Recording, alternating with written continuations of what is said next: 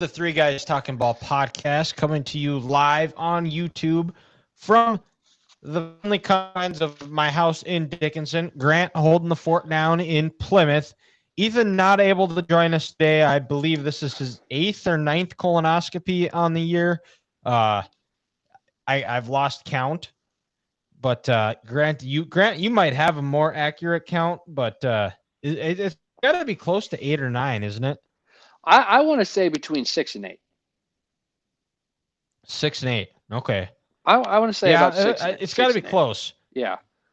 Do you think this is the first one he's missed in a while? Yeah, because I've been on some vacations and I've missed a couple here recently, and in the summer, we kind of have your down months or down weeks, excuse me, and you were busy a couple times this summer, Dylan, but he's usually pretty good at not scheduling his colonoscopies during football season.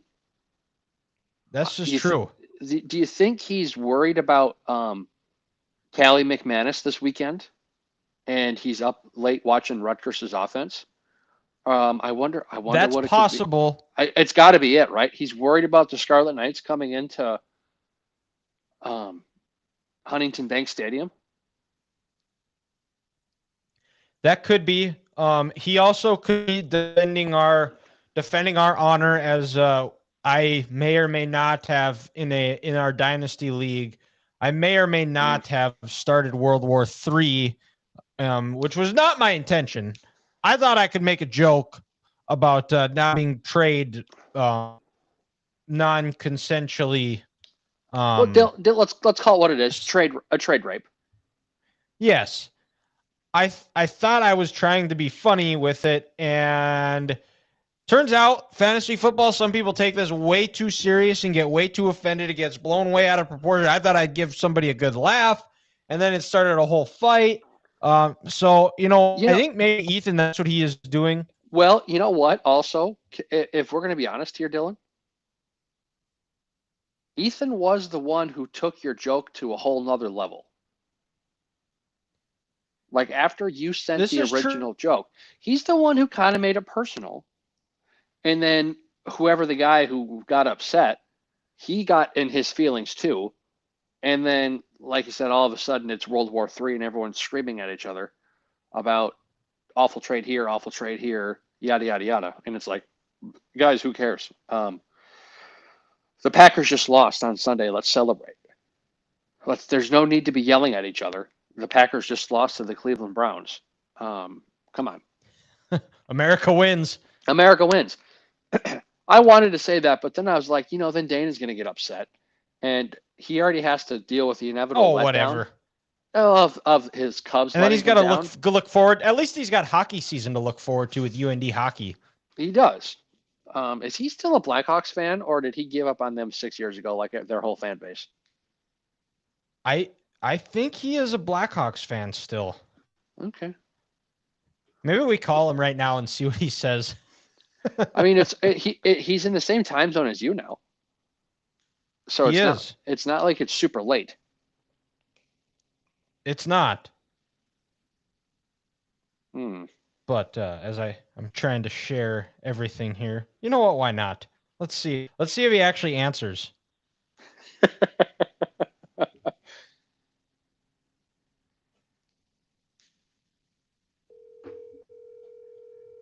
I got him. This is live on YouTube, folks. Calling the commissioner of our fantasy football league to see if he's still a Chicago Blackhawks fan. Hey, Commish, you're live on the Three Guys Talking Ball podcast right now with Grant and I. We have a question. Are you still a Blackhawks fan? Sure, yeah. Yeah. Okay. Just curious. You've had a rough go of teams the last few years, huh? Yeah. I mean, I'm just happy the Cubs got a World Series in 2016. Yeah, that's true. That is true. I mean, it would be pretty sad. Man. And you know what? Ethan's not on the show tonight. He's just got another colonoscopy. It's like his 8th this year. So, you don't have to deal with the Cubs slander from him. So, you know what? Grant and I will congratulate you on Cubs World Series because that was pretty fun to watch. Yeah, we needed that one. So, but all right. Well, I'll talk to you later, Commish. All right, later. Bye. He answered. He did. Let's go. He had no idea. that was not Totally expected. He's totally confused right now, and he's totally going to text Ethan afterwards, and they'll be like, "What the fuck?" But that's okay. That's fine. It is. It really is fine. Honestly, I'm kind of surprised he answered. I thought he was going to be too busy in dad mode. It's 7:00 where he's at right now. Uh-huh. So it is definitely, that is like a real dad mode time, especially I can't remember his kids' age. They're like 4 and 2. So that is like the bath time, getting them ready for bed, you know. So like I said, I was surprised that he answered too. I'm guessing bedtime in an hour from where he's at. Probably.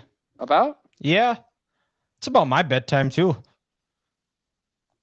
Oh yeah, if I wasn't doing this podcast tonight with you, Dylan, I'd probably be horizontal right now, or at least already taken one of my evening naps. Yeah, I'm not far off from you there. It's also a weird week for us too, because we have a bye week this week, so there's nobody to prepare for it to really like fully delve into. So like I haven't really, when I get home from work, it's eat, shower, watch film, either get ready for our show, do the show, watch more film, go to bed, wake up, go to work, go to practice, repeat. And this week, it was kind of weird. Last night, it was like 9:00, and I'm like, what do I do? And I just went to bed. You know, Tuesdays are kind of rough because there's not much on TV. You know, in terms of like live sports, and if you're not watching a show or anything like that. So Tuesdays can be a little rough there, Dylan. And you just learned that last night. Yeah, I played a little Xbox, and I watched the Charlie Sheen documentary. I don't know if you've seen that yet, but if you haven't, you need to. I'm 50 minutes into the first episode. Okay. Mm-hmm. Okay. But so you haven't figured out what the best feeling in the world is yet? Not yet. No, I believe that's in episode 2. No, but no, you'll know. If you have an idea of what you think the best feeling in the world is, you don't know. You do not know until you have watched this Charlie Sheen documentary. Yeah, we've gotten past the Ferris Bueller Day Off cameo, and then now he's flying the plane with Nicolas Cage, and Nicolas Cage says, "Sorry, everybody, we're having trouble." What a wild story. And then he's got what, an ounce of cocaine taped to his leg. That's where I'm at. Okay. All right. Well, we won't spoil it for you, but random question here, Dylan. But this whole best feeling in the world, is that when he has like 17 cigarettes in his nose and his ears, or something like that along those lines? No, not the best feeling in the. You will, like I said, you will know, and I will get a text from you and say, "I want to try that." Oh, okay. Fair enough. Yep. You will know. Because I challenge, and he has doubled down on it because he went on Joe Rogan and discussed it and said there still has a better feeling than this. So I will be patiently waiting for this text message. I'll just put it that way for you. Fair enough. You were off today, so I guess I'll have to watch it when you watch it. Maybe if you have time before before Sunday Night Football tomorrow night. But you'll know when you hear it, Grant. Okay. But so we're a quarter of the way done in college football here. It's gonna be week 5 upcoming. We're gonna recap week 4 here, our week 4 team of the week. And I'll get started here.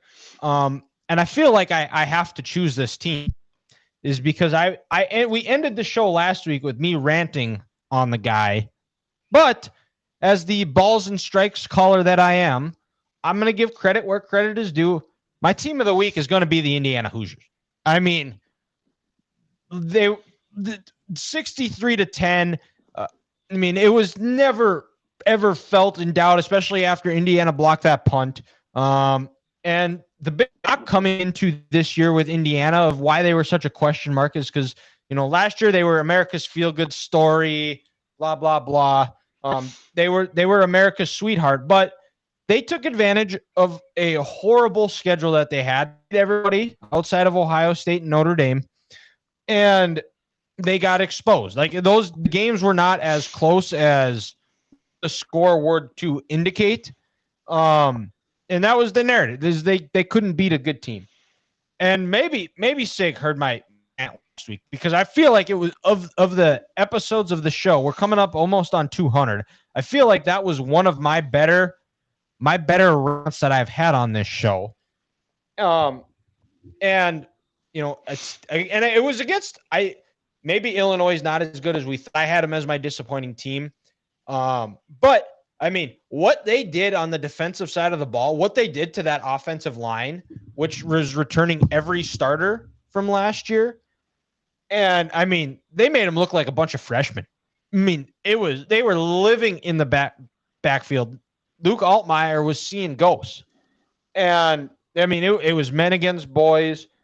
They forced Illinois to go 1 of 10 on third down, 7 sacks on defense, and then offensively, Fernando Mendoza. Whew, take a bow, young man. 21 of 23, 5 touchdowns. I mean, basically add anything they wanted. They also ran for over 300 yards. Cignetti talked about it in the postgame press conference, how they broke their will. And, his way to motivate the guy, this is a coming out party that we can beat a good team. And it was a good step in the right direction, because last year their schedule was a cakewalk. This year, not so much. And it's going to be tested this week when they go to Iowa, because that's a place. Kinnick is not a place where you want to be playing, where you can be feeling really good and they can tumble you real quick. Iowa, the offense seems to have found some things offensively with Mark Gronowski. Things are starting to gel. And then Wetjen, he's a threat on anytime he touches the ball on the punt and kick return. And then they also got to go to Oregon. And then I can't remember what the rest of their schedule is, but in the upcoming weeks, they go to Iowa and they go to Oregon. Both going to be tough places to play. And if Indiana wants to get back to the playoff, they needed to get a win against Illinois. And I think this is a game where a lot of people are like, okay, Indiana, they aren't this fun Cinderella story 1 year wonder. We've got to be best for them in the weeks to come. And, Dylan, to your point, this always energizes the fan base and I think the team a little bit, but it's homecoming in Iowa this weekend. And then also to your point, I think you got to wonder, where's Indiana's headspace going to be after a 53-point bludgeoning that it was last weekend? Because now, to your point, people are talking about them as a serious team. They're a playoff team. You know what? They weren't a fluke last year. Maybe those 2 losses they had to Ohio State and Notre Dame, maybe they were legit losses and they could play with anybody else besides the 2 teams in the national championship game. So how do they respond after that? That'll be fun and kind of interesting, to see, because that's how when you want to see if someone is a legit contender or a real team, this is how you do that. Going on the road, following a big win at home, beating the brakes off a team, like you said, who people thought they were going to be a college football playoff team and a sneaky team in the Big Ten. How do you respond? And how does your head coach and your coaching staff respond? Because they're not used to this at this high level yet. Doing this at James Madison compared to doing it in the Big Ten at Indiana, where you're truly rewriting the history books for that program, and Kinnick being a tough place to play, it'd be interesting to see. Well, and we've seen it with these kind of mid-tier programs. You look at the Indiana, the Illinois, and you look at any of those mid-tier programs in those Power 4 conferences, they have really good years. There's not a lot of expectations, and when they've got the eyeballs on them, they kind of come back down to normal. This is why I picked my surprised and disappointing teams kind of based off of that is what did they do last year? What are they going to do this year? How is that going to balance out? And right now, Indiana, I mean, if they have another good year where they're a playoff or borderline playoff team, I mean, there's going to be a lot of jobs. There's jobs that keep coming open. Mike Gundy just got fired. There's going to be more. I mean, you know, it could Kurt Signetti go to Florida? That's always a possibility. So step in the right direction here. But Grant, who do you have for your Week 4 team of the week? So my week 4 team of the week, you know, you normally don't celebrate someone losing their job, but for the people in Tulsa, Oklahoma, and that football program to say that they slayed the dragon that was Mike Gundy at Oklahoma State, I think we need to give credit where credit is due. So the Tulsa Golden Hurricanes as my team of the week. Wow. I understand Oklahoma State is not the competitive team that they were when they were in the Big 12 from 2010 to 2021. And they gave up 69 points the week before to Oregon, and you could just see this writing on the wall. But for Tulsa to go in as 10.5-point underdogs, and not only covering that, but getting the win by 6 points. And like I said, these kids and these players and these coaching staffs, they're going to be Oklahoma legends nowadays because, like I said, they were the ones that ended the Mike Gundy era. And, you know, a lot of these kids from Tulsa, they're not going to play in the NFL. They might have a couple guys get a shot at an NFL roster. But a lot of them, they're going to be off selling insurance, running their own business, creating an own gym, maybe being high school football coaches. It kind of that aura for them. I think it's cool that they can say, hey, we were the final team that Mike Gundy coached against at Oklahoma State. And yeah, that might be kind of a win that program needs to get them to compete in the American this year. Tulsa's in the American Conference, right? Yeah, I think they're in the American. They're American or Conference USA? I think it's the American. But you know, who knows? Maybe this win catapults them where they can have a good year. Maybe Tulsa can get to 8 wins. Maybe they can get to 10-2 and compete in American Conference Championship game. But they are in the American. Can confirm now. But yeah, to go out and in Stillwater go and really kind of command and dominate that game from everything I saw, good for the Tulsa Golden Hurricanes. So I'm going to say they're my Week 4 team of the week. Yeah. And, you know, tip your cap to Mike Gundy, 20 years, got that program to be somewhat a national talker because he took over that job. They were, you know, a dead end program. But his name is synonymous. It was obviously, it seemed like it was time. I don't think he really adapted well to the changes in college football because I think he is an old school guy. I think he's a guy that loves Oklahoma State so much where it's a lot more transactional now. And I just think he had a tough time of connecting with the kids and adapting to it. And his run ran out. I contend. I think people are going to look back at it. I think at some point, I think you're going to see a statue of him outside of T. Boone Pickens Stadium for what he did for that program. And who knows? He might find another job somewhere else, but if he wants it, but there's part of me that thinks like, you know what, maybe he's done because you look at his career and I think he had one stint in Maryland. And outside of that, the only place he's ever lived is Stillwater, Oklahoma. Yeah, I'm with you, Dylan. I think some of these coaches who are, you know, the winningest coaches at their respective universities, if they retire, get fired, mutually agree to part ways, you're not going to see them coming back to coach again. I think in this transactional NIL era, I do feel once coaches get out of the college game, they're going to be done with the college game forever. Because it's just it's too much of a headache where you could have possibly 30 to 40 new players on your roster every single year. And then as the head coach, you're worrying to talking about NIL stuff and boosters And how much am I paying this guy? Are we paying this guy? How much is this other school paying him? So we got to match that. And just the fact that no one on your roster is safe. I mean, sorry, but Oklahoma State doesn't have a Jeremiah Smith or Jeremiah Love where they're not going anywhere and they're going to be on your roster for the next 3 years. Yep. So it's a tough gig, and I wouldn't want to have it. The college coach is that's a tough profession right now, and you really got to be open-minded to a lot of things where it's tough. I mean, there's certain things that I see that is like I would never get offered a job, but it's like I don't know if I'd want that life.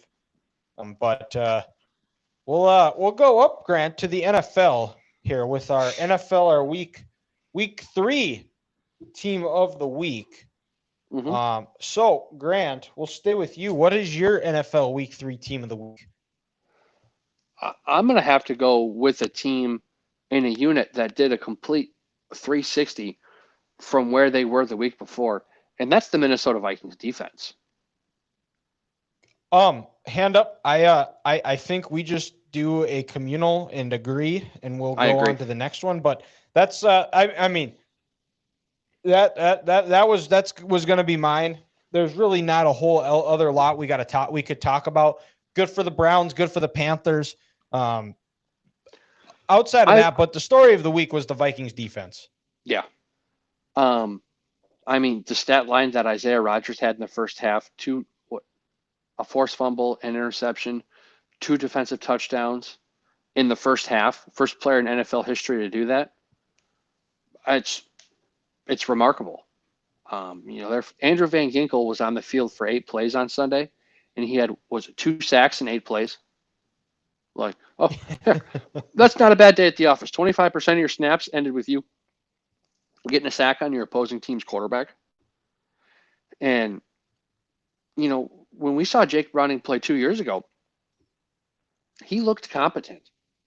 Like people were thinking he's going to be the best backup in the NFL. And the game plan and how Brian Flores had these boys flying around all week, I mean, it's truly remarkable, especially the week before when I think the Falcons are still running up and down on the Vikings right now. They had no answer. This was a whole new team. And it was cool seeing the video on the Vikings Instagram page afterwards. Kevin O'Connell talking to Isaiah Rodgers saying, Isaiah, we knew you'd play like this. We're so proud to have you here.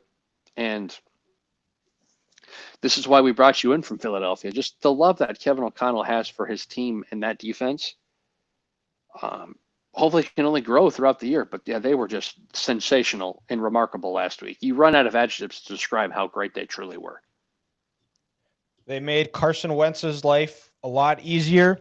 And it was South back and still got some good rest in, ready to go for as they go across the pond, go over to Ireland and England.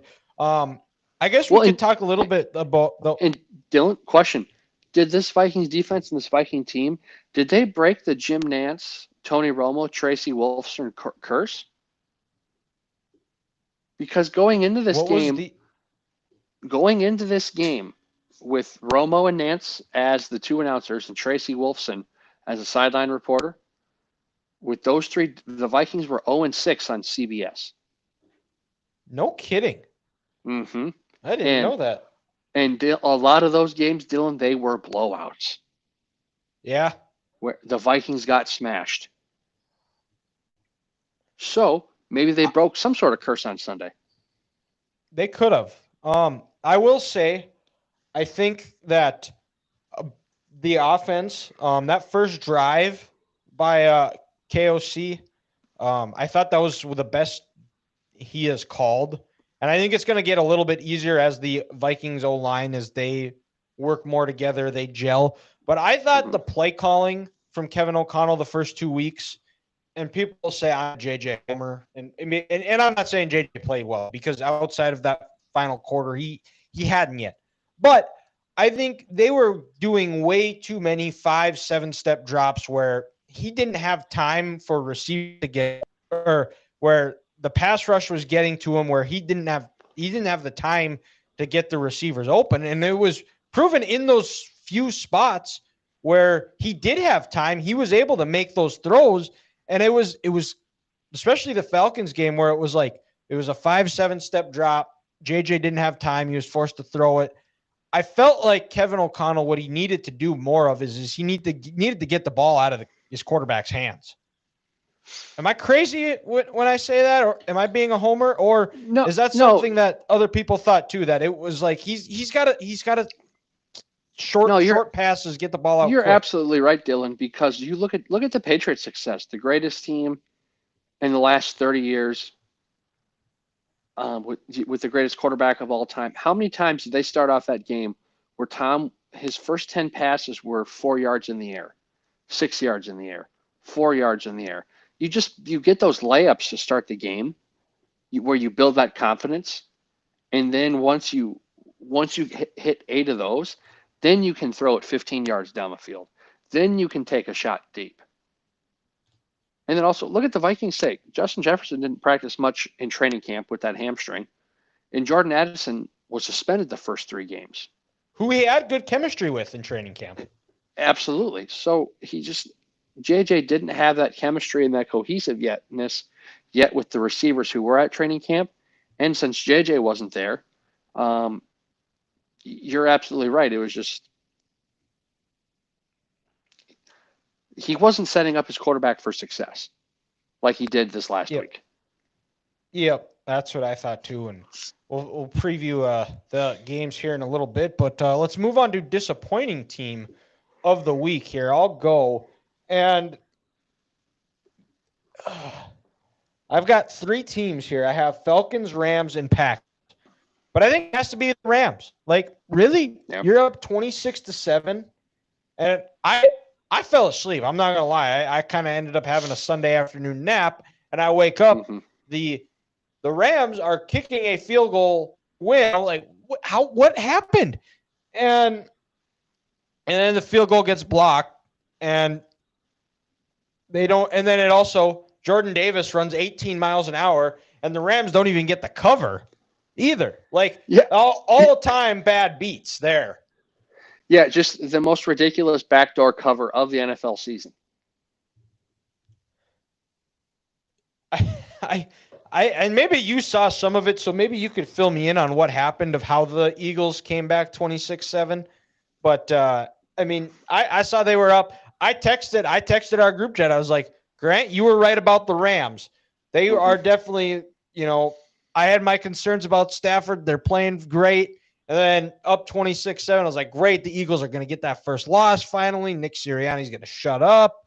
And then all of a sudden I look and I'm like, why are the Eagles kicking? Why are the Rams down and kicking a game-winning field goal? Well, something clicked in that second half with that Eagles passing offense, just in general, because Jalen had over 200 yards in the air and 2 touchdowns.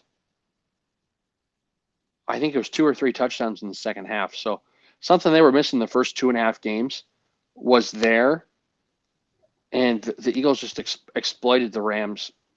They're in the second half, and it looked like the Rams offense. The one problem they've had the last 2 years, Dylan, where they've made the playoffs but lost, was finishing in the red zone. They couldn't finish drives. They kicked too many field goals on Sunday. If you want to go in and defeat a really good team in the defending champs, don't be kicking field goals. Go out there and score touchdowns and finish drives. And they couldn't do it.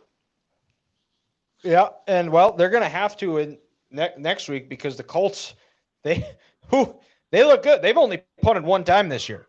And so they're going to have to figure out that red zone offense. But who do you got for your disappointing team of the week, Grant? The Rams were up there for me. The Falcons were too. But in a new twist, I'm going to go with the New York Giants front office. You just look at, I saw a picture on social media today. These 4 players that have since left New York and had either career years for a full season, multiple seasons, or it's just a hot 3-game streak. But you have Daniel Jones, Saquon Barkley, Xavier McKinney, and Leonard Williams, all thriving, elsewhere. So I don't know if it's a cultural issue, if the Mara family needs to trade this team, or if their GM didn't do anything in Buffalo and he just got his job because Brandon Beane traded up for Josh Allen, and Josh Allen saved the Buffalo Bills. And that's what happens with these executives. When you're the assistant GM for a team who wins a lot, maybe you get jobs that you're not qualified for. Well, Grant, I know how this works. What happened is Joe Shane was in Brandon Beane's ear telling him, pounding the table, he needs to draft Josh Allen. So Brandon Beane actually doesn't get the credit for drafting Josh Allen. It was Joe Shane telling Brandon Beane that he has to draft. That's how that works. Just like how in Kansas City, it was Brett Veach who told John Dorsey to draft Patrick Mahomes, not John Dorsey. Yes, correct. Okay, well that makes also sense now.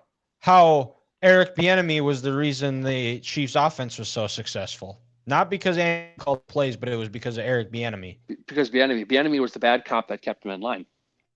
Yep, exactly.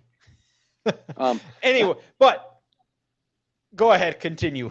And then I just like this Giants, with this front office. Besides getting Andrew Thomas, besides getting that pick right, which was the previous regime, we've been talking about this offensive line for how many years now? 15. Yeah. I mean, I really think the last time we had any faith in the Giants' offensive line was when they won that Super Bowl against the Patriots in 2011. And their secondary is, for the most part, kind of lost. Their pass rush doesn't have any sense of urgency. They don't want to go. And that was supposed to be the strength of their team. And they're they just look like they're out there just being independent contractors trying to work for themselves. And excuse me, but this team they just don't look like they have players who want to be there. And they don't have those dogs on that team. Also, maybe it has something to do with they just knew Russell Wilson was corny and cheesy and he couldn't play anymore. Maybe Jackson Dart will change that this week. But what was that final possession in the red zone? Oh, the 4 overthrows? Oh, yeah, my. Yeah. You know what that looked like, Grant? That looked like a guy that was too afraid, that was trying to do some legacy saving there. He's like, well, if I throw this up and it gets intercepted, it's going to hurt my legacy. That's a Russell Wilson. That's him just trying to not put the ball in harm's way rather than giving his team a shot to win. After his first 2 interceptions on the day where they were just absolutely awful throws. Yep. But yeah, Russell Wilson right now, he's hearing the chat of people saying he doesn't belong in the Hall of Fame. And honestly, those should be the last snaps of his NFL career. I absolutely, I don't know if we've ever seen a player, because had he have stayed in Seattle, finished his career a Seahawk, is he a first ballot Hall of Famer? No, but he gets in on that second or third try. But he goes to Denver and now Pittsburgh, now New York. Like, I don't think we've ever seen a guy completely just play himself out of the Hall of Fame the way Russell has the last 3 years. Yeah. And also, not trying to get Malik Neighbors the ball. Like, this Giants coaching staff should know going into each game, he's going to get double teamed off the bus. Because outside of Wan'Dale Robinson, no other skilled players on that team scare you. Now the fact that Tyrone Tracy's not going to play for a while with that banged up shoulder. Where's the energy? Where's the love? Where's the passion of the game? This team does not have it. And with him going to Jackson Dart right now, you cannot bench him. to mess with his psyche. Nope. You have to let him play the rest of the year. You take those lumps. Yep, you have to. You have to. And if for some reason if you take him out because he's got a banged up shoulder or he's in concussion protocol, you have to go to Jameis Winston. Russell Wilson cannot play again this year. No, he's lost the locker room. He's lost the fan base. And I think Jackson Dart, they're going to stick with him the whole year. I mean, at this point, you basically move Russell down to QB3, let Jameis be the backup because, I mean, at that point, it's just a distraction with Jameis. And I mean, back to the O-line, it's and I mean, the part that's just insane is like Evan Neal, and he didn't play last week, but I mean, that guy is horrible. And there's a guy that I know that played at NDSU. He played at Trinity. I worked at his camp this summer that isn't on their active roster because of the investment that they have in Evan Neal. And just because he was the first they round need pick. to. Yep. And like I wouldn't be shocked if Jake is back up on the active roster by the end of the year and starting here in the next couple of weeks, because I mean, there's got to be something there. And not to mention they found their next the future at running back in Cam Scadaboo, who I mean he is their spark plug, and you can tell there's a different juice when he steps into the game. Yeah, they need to, their personnel department, they need to do a better job learning about who these people are and seeing if they love playing football or if they just want to be in the limelight and try to be a superstar and live in New York City. Because Cam Scadaboo, he'll play a game in the Cincinnati Walmart parking lot. He doesn't care. What was did I send you that meme that I got on Monday?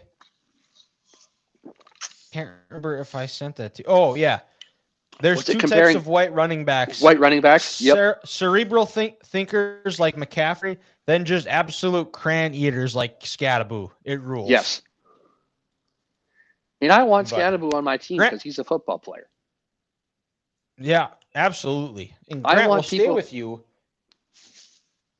Yes. Who is your what is your week 4 in the NFL game of the week? This is a good one. There's a lot. This week's a better week in the NFL, if you ask me. It is. But you know, I'm gonna be a homer, and I'm gonna go with Titans Texans. No, I will not be. But wait, that game matters in this aspect. Whoever wins gets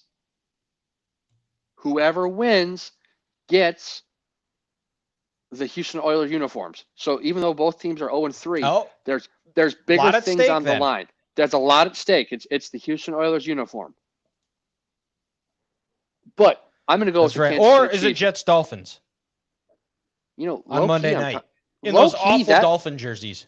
Oh God, those uniforms are awful. Why? When the Dolphins went 16-0 with that old Dolphin with the football helmet popping out of the sun, with the gray and the teal, some of the best uniforms in the NFL. And now we're going to that. What? We used to be a proper country. But all right, I'm done interrupting you with garbage games. What is your week 4 game of the week? In all seriousness, I'm going to go with the Kansas City Chiefs and the Baltimore Ravens. Whenever these two teams play, this game is always drunk and it doesn't make any sense. And you throw in a 3:25 kickoff with Nance and Romo on the call, it's going to be just like that. And also, one of these teams is going to be 1-3. Baltimore's defense hasn't stopped anybody all year. They're still without Brandon Meta. I can't say his last name, but you know who I'm talking about. And their run defense is awful. Their secondary might be the worst secondary in the NFL. I think Amon-Ra scored another touchdown right now and said the N-word at someone again to celebrate his touchdown. Not the only one that heard that then. No. I heard that clear as day. And then but also if there's a time for this Baltimore defense to get it right, it's against this Chiefs offense, which is still limping in there. with no identity and missing their two best receivers. And then also one of these teams can get some confidence going for the rest of the year. Baltimore would get this proverbial monkey out their back because they've blew that game week 1 and then also just got physically mauled last week. So someone's going to be feeling good about themselves because they're back at 2-2. They're confident they beat a playoff team from the year before. And the team who loses, they're 1-3 searching for answers. And if you're on Baltimore, if your defense has another game like it did in week 1 and week 3, that locker room is going to be a divide real quick, because what else can Lamar Jackson in this offense do if you're scoring 31 and 38 points a game, 40 points a game, and your defense is losing you those games? Yeah, it's not looking good in Baltimore. That defense is the tackling is terrible. I mean, I think David Montgomery is still running. Which is crazy. A Harbaugh coach team who doesn't tackle and doesn't play with good energy. Uh-huh. But also, maybe Dylan, you know how Mike Gundy was at Oklahoma State for 20 years? Dabo's been at Clemson for 16? Maybe in the professional level, maybe after so many years with one person at the helm, maybe that message just isn't getting across. It's possible. Maybe what Harbaugh's trying to say just isn't getting across to this defense, or for some reason, Zach Orr, his defensive coordinator, he can't get that message across to these players. Maybe there's bigger issues that we just don't know about. But yeah, that could be. I mean, we've seen it as some of these coaches, like Tomlin's been there a long time. They aren't what they used to be. I mean, trying to think of other coaches that have been. Well, it's crazy to think Shanahan's been in San Francisco for 9 years now. Yeah. You could argue a little bit maybe in Kansas City. Are these players looking at this offense like, oh, well, we know what Andy's going to call and it's not working. But, they're not healthy yet. So we'll see. But, this game's big. And also, maybe I'm just biased because I'm a Chiefs fan, but I love me some Jim Nantz and Tony Romo. Whenever they're calling the game, it's a big game. And what a better way to end the last Sunday in September than two good playoff teams getting after it. Yeah. It'll be exciting. My game of the week is going to be the Eagles versus the Bucks. Both 3-0 teams. Bucks come into this one kind of limping. Baker Mayfield, I had him as my offensive player of the year. He has played like it so far. You see that chemistry start to develop more with Emeka Egbuka.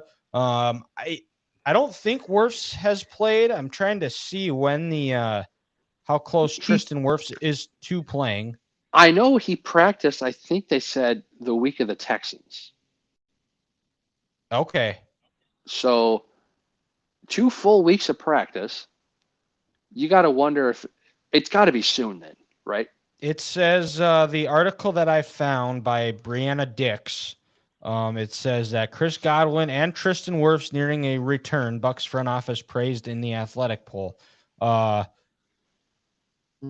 They could return in week 4 to take on the defending Super Bowl champion. That would be huge because with Mike Evans out, Godwin can step into that role. And anytime you have an all-pro left tackle stepping back onto the offensive line, that's always going to be give that team a little extra added motivation, a little extra juice, a little more pep in the step, knowing that their leader on the offensive line is back. And also, Todd Dylan, that's also possibly big because Nolan Smith is out for the Eagles with a tricep strain until at least week 10.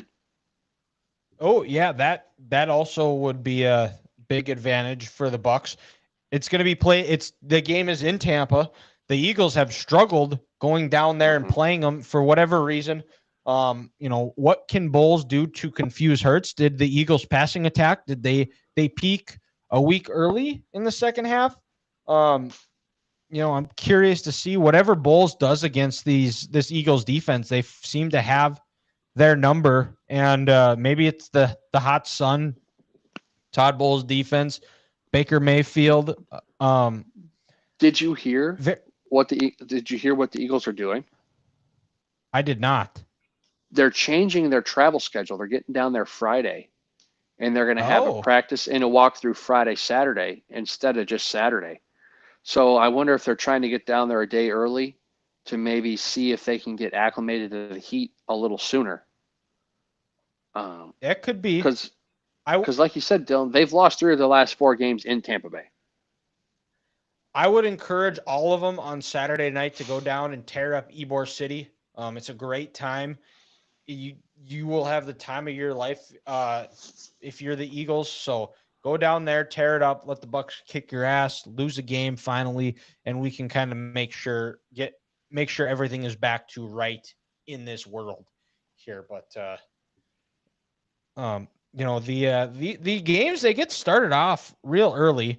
I mean, the Monday night slate, Bo Nix is the best quarterback of this group, the 4 Monday night quarterbacks. It's Tua, who looks like an undrafted rookie who's been just continued to regress. Tyrod Taylor, Jake Browning, Bo Nix. Now that is, if you want an all-time quarterback lineup for 2 games, that's who you're looking at. That's who you're circling. The underrated one. But Colts Rams, that's going to be a great one.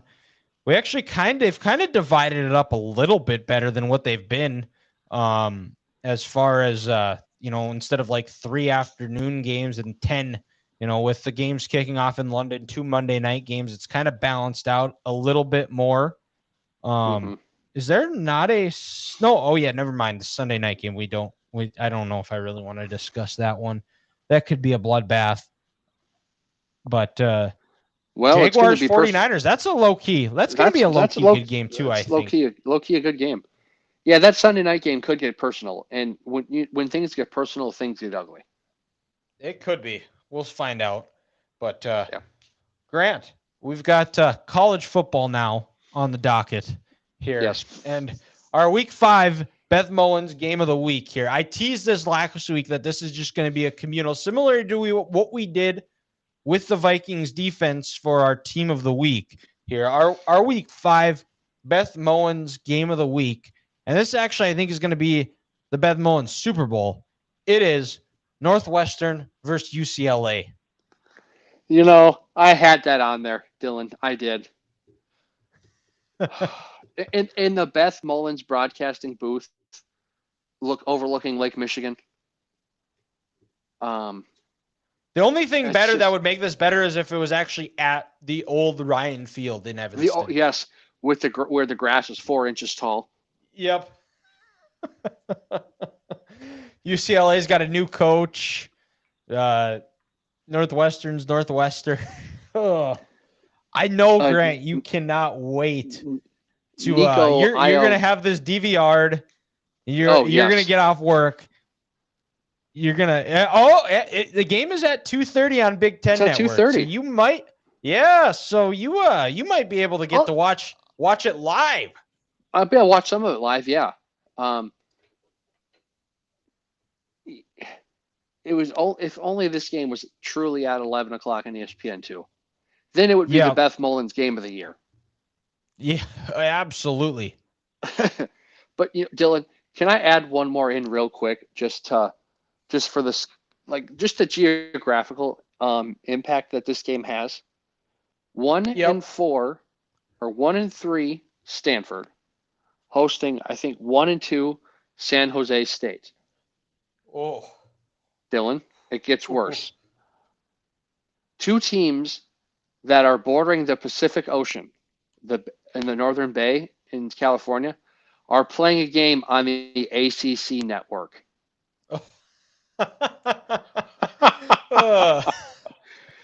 It still throws me for a loop that Stanford's in the ACC. Stanford, yeah. But no, I like you, consensus, UCLA, Northwestern. Nico Lev Mayazama, whatever, how you ever say it. He might come in that game in a Tennessee sweatshirt. Because he's done. He's going to be like, hey, Heupel, do you want me back? Nope, I'm good. Nope. We're doing just fine without you. You were the problem, kid. Like Vince Vaughn, you're a problem. You're a real problem. You're a real problem. Yes, consensus, UCLA Northwestern. All right. Well, I don't know what more I think we've wasted enough time talking about that game.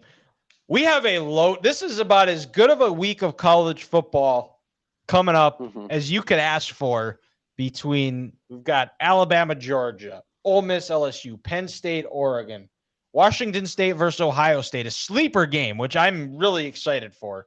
Also, ridiculous that Washington isn't even receiving a vote in the AP poll. It's criminal. But Grant, what is your week 5 college football game of the week?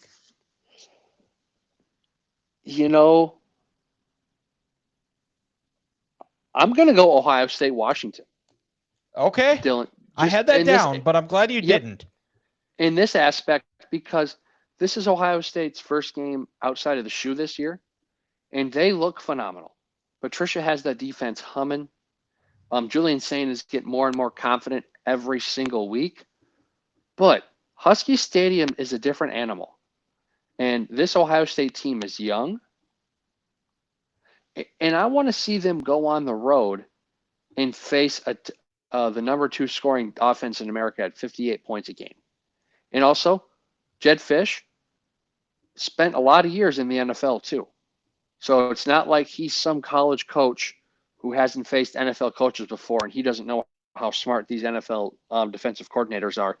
The chess match between him and Matt Patricia, I think, will be really fun. Yep. Washington has the second longest home win streak in college football. They have not lost at home since 2021. And like I said, I think Washington, they felt slighted after DeBoer left them when they went to the title game. But Jed Fish has come in, and he didn't need to rebuild the culture, but he took his own little spin on it, and he has his team confident, and they're humming. And this game could be closer than what the people think. Like I said, because this is truly going to test Ohio State. Because when was the last time Ohio State played an actual true road game? Last year, the week before they played Michigan? No, that was a home game against Indiana. Okay. It would have been Penn State, Ohio State. The whiteout. So, and with a lot of these players, the first time they're playing outside of Ohio Stadium, where they're staying at a hotel, they're having to get on a plane, it's going to be a 3-hour flight. 3 time zones away. 3 time zones away. You're going to be starting at 12:30 on the road. You're not sleeping in your own bed. The schematics of it are very interesting. It'll set the tone for the rest of the year for this Ohio State team. And then with Washington, it's like, okay, it's kind of your time to shine. Like, you can prove to some people, hey, you're a sleeper team in the Big Ten this year. Don't forget about us. You're not giving us the respect we have with not getting any votes in the AP poll. We'll watch this on Saturday. Well, in Jed Fish, I'm sure he is telling his team that. Damon Williams has yet to turn the ball over this year. Julian Sain has had some turnover issues as of late. How is he going to react to the crowd? And also, I think Ohio State, it seems like they have found a running back in Bo Jackson, who's a true freshman this year. He's going to face his toughest test yet. Washington only averaging 63 yards a game on the ground this year on defense. Yeah. And, I mean, Jonah Coleman, one of the best running backs in college football. He's averaging 6 yards a carry. He's one shy of tying his touchdown record from last year. He has 9 touchdowns this year. He had 10 last year. And Damon Williams, I mean, we're going to find out what he's all about. He has yet to turn the ball over this year. How is he going to do handling a Matt Patricia defense? And, Jed Fish, also a guy, keep an eye out for potential moving somewhere else too, because I think I read somewhere that he is not overly happy up in Washington, which we'll see where he goes. I mean, he's got such a diverse work experience background. I mean, he's worked with Belichick, he's worked with Harbaugh, he's worked with Jim Mora. Also, Jim Mora Jr., another name to keep an eye on for coaching for what he's done at UConn. But that's going to be a podcast for a different time. But I'm very excited. Ohio State's an 8.5-point favorite. I don't know if Washington wins, but I do think Washington covers. There you go. But my Week 5 game of the week is going to be the 1:30 game that should be on CBS, but it's on ESPN. It is going to be Ole Miss LSU. Ole Miss is going to be starting a D2 transfer. We think Lane Kiffin was on Pat McAfee today, and he said that Pat McAfee asked him about starting. And this guy is like all-time college football name, Trinidad Chambliss, Grant, quarterback out of D2 Ferris State, was found by Charlie Weiss Jr. They found him on Twitter and got him to transfer down to Oxford. Yep, with a name like that, to quote Lane Kiffin from earlier this week, Dylan, bet the over. Yeah. Well, did you also see the reason where that tweet was? Is because, and Grant's not really on Twitter, so he's not plugged in. So I always like to have a few things dialed in, thrown in there just to see if he's heard it. But Grant, I don't know if you saw that LSU All-American linebacker Weeks is dating Lane Kiffin's daughter, Landry Kiffin, and it was hard launched on Monday. Did you see this? I did see that, yes. And, I mean, this is just like, I don't know who's trying to troll who here or who's playing mind games here with who, but I'm not sure. But LSU's defense, nonetheless, whatever Landry Kiffin is doing, it's working, because this is the best LSU defense we've seen since the Les Miles era. And they're going to face their toughest test too, because Ole Miss right now leads the country in explosive pass plays. This is a wild stat when I heard this today too. A third of Ole Miss's pass plays are going for more than 20 yards. Oh my God. And 1 every 3. Yep. And the other big key to with this defense, or for Ole Miss on offense, the explosive plays are great, but the big thing is going to be taking care of the football. Right now, Ole Miss has not done a great job this year of doing it, but because of the teams they have played, they've been bailed out a little bit by it. They actually have a -2 turnover differential this year, which is if you have a -2 turnover differential against LSU, especially this year, good luck. You're not coming out of that game winning. Are they going to be able to take care of the ball? Can Trinidad Chambliss, how is he going to react to playing? It's one thing if you're playing Grand Valley State, but now you're playing the big dog. You're facing one of the classes of the SEC in LSU. And also, on the defensive side too, though, is, LSU's offense hasn't looked what we thought they were going to. Garrett Nussmeier hasn't been great. I think maybe some of that is because of his knee injury that he suffered in fall camp. Maybe that gets better as he gets healthier. But I'm very excited to watch this game because I do think anytime, and if you watch these games the last couple of years, it's just been an explosive. It's been fireworks when these two teams have met up. If you go back to in 23, the shootout that was between Jackson Dart and Jaden Daniels, and then last year where Ole Miss is kicking themselves, and if they win that game like they should have, they probably are in the college football playoff. Yeah. Yeah, when they say it just means more in the Southeastern Conference, Landry Kiffin hard watching her relationship the week her boyfriend plays her dad, that shows that it just means more. Yeah, it does. It does. But, since it's just the two of us here, we got to talk about the big game in the Big Ten this week. and that's going to be Penn State, Oregon here. The whiteout game at Penn State. Dante Moore going to be feeling some real live bullets playing in a hostile environment. But to this point, I don't think the way he has played, I don't think he's going to be too intimidated by it. I think I'm more worried about the way Drew Aller is going to play, because Penn State has been a bit underwhelming this year in the sense where they've kind of played down to the level of their competition. They've kind of let teams hang around a little bit longer than they should, especially for a team that a lot of people had playing for a national title or winning a national title.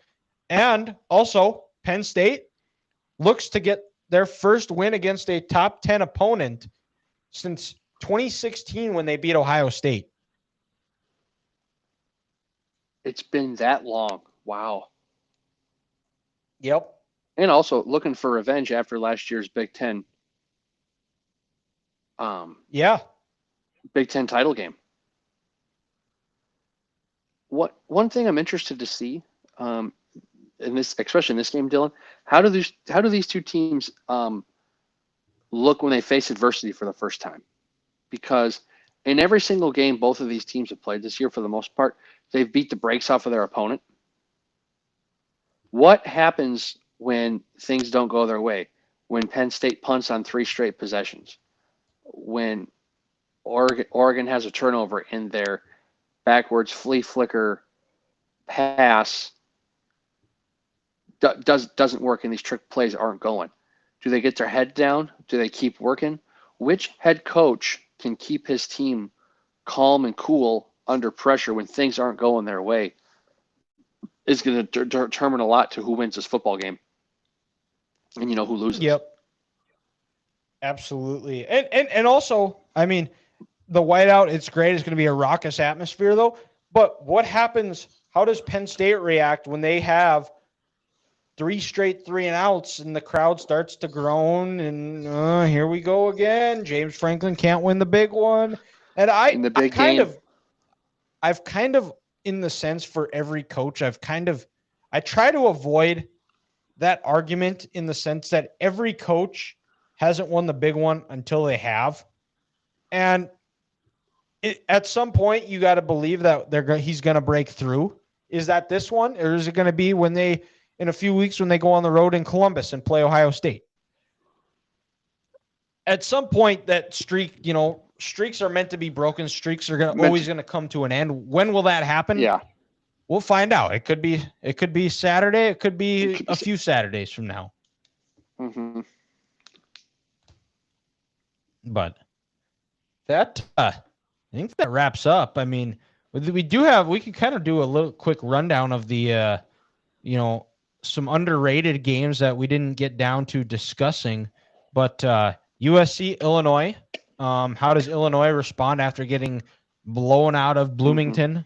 USC looks really good. They actually have some semblance of a running game. Jaden Mayava, sleeper Heisman candidate, playing like one right now. We've seen this with USC. They get off to these hot starts and then kind of plateau at the end of the year. Is this a point where they start to plateau, or is this something that we're going to be a USC team that's going to be different from what it's been under Lincoln Riley? Big noon kickoff. It's a 9 o'clock local start for USC. Probably the biggest game that's been in Illinois for quite a while. Big noon kickoff's going to be there. Yep. We also another underrated one too, Grant, is going to. I just had it. Is it? Iowa, Indiana, or I know you said that earlier. Yeah, I said Iowa, Indiana. Oh, Arizona State, TCU. TCU looks like like they've rebounded from a couple of down years. Arizona State, they game a walk-off kick against Baylor. After losing to Mississippi State, I think they've kind of righted the ship a little bit. My concern with Arizona State was you have to replace 60% of your offensive production from Cam Scadaboo. I figured there were going to be some struggles. It seems like they've finally been able to. Sam Levitt's carried a lot of that load along with Jordan Tyson. But that's going to be a really good game. Arizona, Iowa State, both teams undefeated. Another good one. Got Oregon, Penn State, Alabama, Georgia. We haven't even gotten that far yet, but the big one also, of the weekend, yeah. The big one of the weekend, game day is going to be there. It's going to be on the call. Georgia, longest home win streak in college football. I believe they haven't. No, and they 32. Haven't. They have not lost a game at home since COVID. Yep.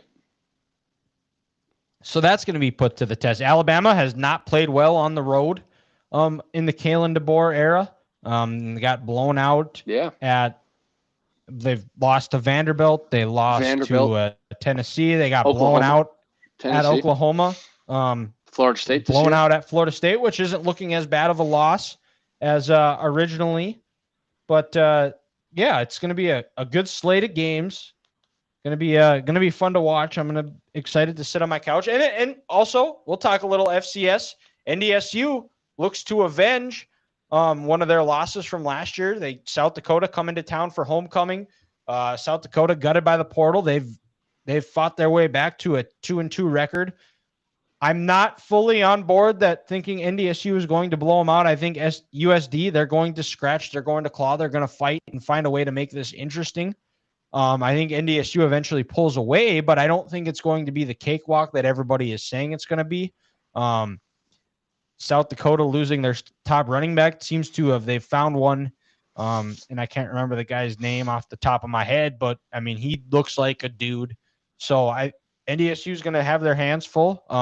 USD looks to be the third team in the Division I era to beat NDSU 3 straight times in the regular season. Grant, could you name the other 2 teams that NDSU has lost to 3 straight times or more in the regular season?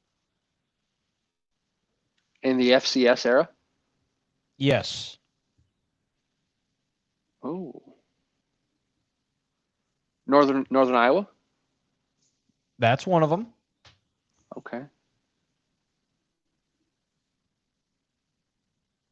I mean, the only other team I can think of would be oddball team, Indiana State.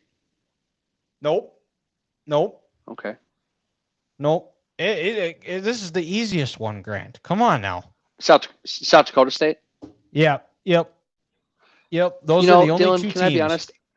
I thought South Dakota State was too obvious. If I'm being honest, I was like, "There's no way." It just didn't feel right with that rivalry and how competitive it is.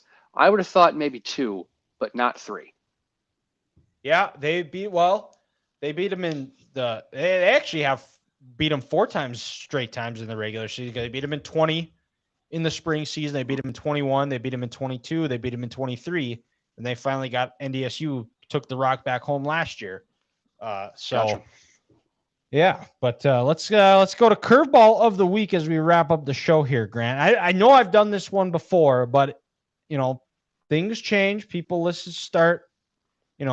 What is a guilty pleasure music that you listen to that people are like that you don't know people should know that you listen to?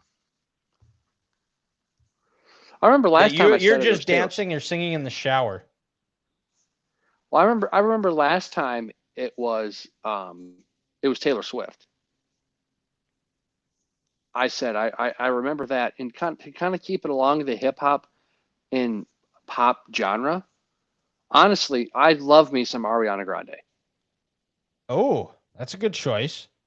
If I'm being honest, because that girl is uber talented. And she sounds almost better live than she does on her recordings. And when you sit back and you listen to her lyrics on any specific song, you're just like, this girl doesn't miss. Like, she's just, like I said, really talented. Music flows well. You can listen to it. I can listen to it when I'm working out. If I'm driving to work early in the morning, give me some Ariana Grande. That's a good one. I will also say it's a female singer, but lately it's been my girl Megan Maroney. I was also thinking of her. She has some bangers. She has been flooding my TikTok algorithm. I've Listen to her before one of my best round of golf I shot. Megan, the offer is still out there. As a thank you for that, let me take you out to dinner as a token of my appreciation for helping you shoot my best round.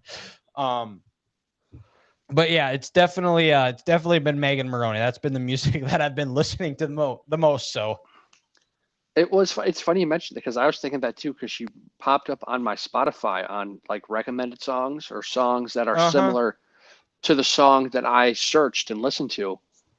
And for the longest time, I kind of thought, pretty blonde girl, maybe not the most talented out there. And then I sat back and started listening more, and I'm like, no, I was wrong. No, she is very talented. Yes, she can sing. She can. And it's funny you mentioned. I know, like, she headlined the Iowa State Fair this year. Like, I don't know if it was on the last day or one of their big concerts. She shut that down. She was also at WeFest. And there you go. Because my sister was there the next day, and I asked if she went to Megan, and she said no. And I was kind of disappointed, because if I would have known, I was like, yeah, maybe I'd go down there. But I think that wraps up this week's episode of the Three Guys Talking Ball podcast. Thank you to everybody who tuned in on YouTube. Make sure you go, while you're there on YouTube, make sure you go hit that subscribe button, like, rate, review. Follow us on all of our socials, 3GTV Podcast. Thank you again for tuning in, and we'll talk to you next week.